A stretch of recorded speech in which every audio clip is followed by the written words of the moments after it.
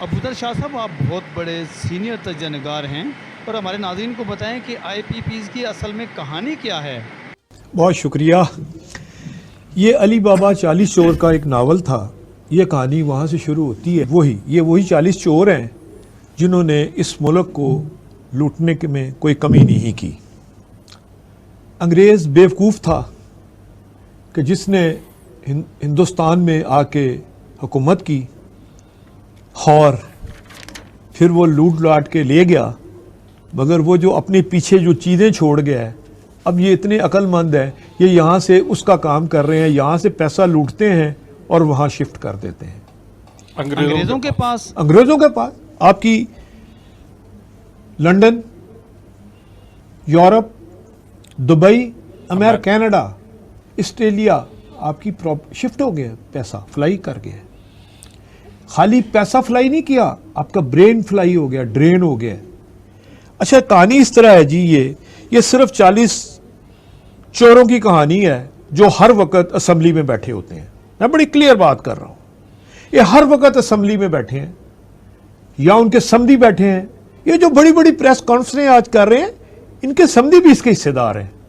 मैं नाम किसी का नहीं लेता, सबको पता है कौन है। लेकिन वो तो बहुत बड़े बड़े ओहदों पर बैठे हुए हैं। नहीं सर, मैं उसकी तरफ आता हूं, लेट मी। ये कहानी जब शुरू होती है, जब बेनज़ीर भुट्टो साहबा ने पहला आईपीपीज़ यूनिट का स्टेप लिया, उसके बाद ये फिर कहानी बढ़ती गई। 92 की 92 में जी सर, 92 की बात है। बेनज़ीर 94 में मियाँ नवाज शरीफ फिर आ गए थे। 92 की कहानी है। असल में आईपीपीज़ के जो मीनिंग है, जो उसका तर्जुमा है, वो ये था कि इन्वेस्टर जो बाहर के हैं वो इसके हिस्सेदार होंगे। इन्होंने क्या किया कि अपने हिस्सेदारों को बढ़ाने के लिए पास नेशनैलिटीज़ चेंज की और वहाँ से ये बाहर का फंड शो करके यहाँ पे आए। सबसे बड़ा जुल्म उस वक्त हुआ जब इंडिया में ये 6 सेंट और 7 सेंट में बिजली थी, बांग्लादेश में 8 सेंट में हुई। तो इधर उन्होंने सबसे पहले आईएम को, आईपीपीज़ को कहा जी हमारी किक बैक पहले डिसाइड करें, उसके बाद हमारा एग्रीमेंट होगा। तो इन्होंने 8 सेंट पर यूनिट इन्होंने किक बैक ली हुई है। ये वो जराए हैं जो वक्त बताएगा कि किसके हैं। डेफिनेटली मैंने और आपने दिए हैं ना। देखिए, यहां जिस्म फरोशी हो रही है, यहां खुदकुशियां हो रही हैं, यहां डकैतियां हो रही हैं, मगर जो सारा कुछ लूट के लेके जा रहा है उसको तो कुछ नहीं कहा जा रहा, क्योंकि अली बाबा 40 चोर हर वक्त मौजूद हैं। चाहे केयर टेकर हो, चाहे सिटिंग असेंबली हो, चाहे पिछली असेंबली हो। पिछली असेंबली में रज़ाक दाऊद था, नदीम बाबर थे। वो मैं नाम किसी का ज्यादा लेंगे तो अच्छा नहीं लगता, जंगीर तरीन थे। ये बात नहीं है। बात असल ये है कि आखिर इसका एंड क्या है। इस वक्त आपके दफाई बजट 2100 अरब रुपया है और आज की डेट में अगले साल 24-25 में हमने 2112 अरब रुपया हमने कैपेसिटी पेमेंट देनी है। और 2112 अरब रुपया कैपेसिटी पेमेंट, ये आपके बच्चों की खाले नोच लेंगे, ये मरे हुए को मार रहे हैं। ये वही बात है, जब इनकलाब फ्रांस आया तो बादशाह ने अपने घोड़े बेच दिए थे, मगर वो जो असेंबली में गधे बैठे हुए थे वो नहीं बेचे।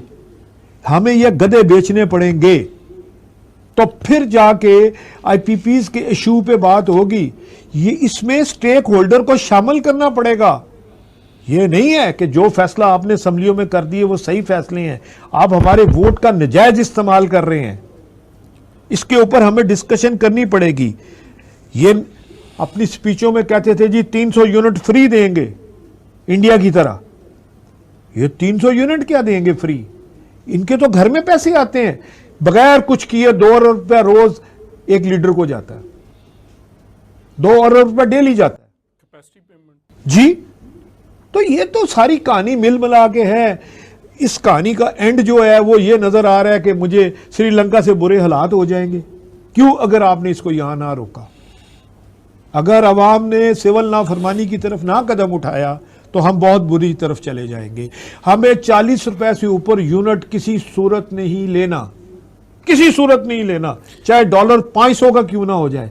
40 रुपया यूनिट पे इनको फ्रीज करना चाहिए अगले 10 साल के लिए, और capacity payment zero, no capacity payment. अगर आपने चीज ही नहीं दी तो आप किस चीज के पैसे हमसे लेना। जी हाँ, बिल्कुल। पाकिस्तान में 40 खानदानों की ही बात हर इंसान की ज़बान पर है। आज वो राज खोले हैं अली बाबा 40 चोर वाले, जो किसी ने भी आज तक नहीं बताया।